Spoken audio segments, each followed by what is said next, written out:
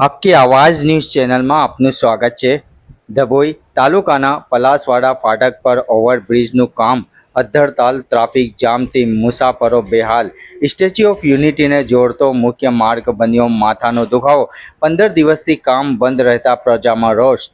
ડભોઈ તાલુકાના પલાસવાડા ફાટક પર ઓવરબ્રિજ બનાવવાની કામગીરી છેલ્લા 1 મહિનાથી શરૂ કરવામાં આવી હતી, પરંતુ અગત્યની કારણોસર છેલ્લા 15 દિવસથી આ કામગીરી સંપૂર્ણપણે બંધ પડી છે, જેના કારણે આ માર્ગ પરથી પસાર થતા હજારો મુસાફરો અને વાહન ચાલકો ભારે હાલાકી ભોગવી રહ્યા છે।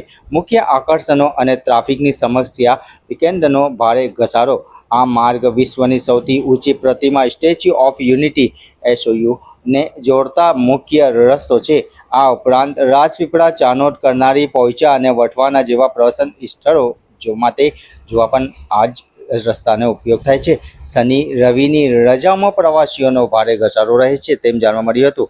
હરિભાવ રફીક મંસૂરી,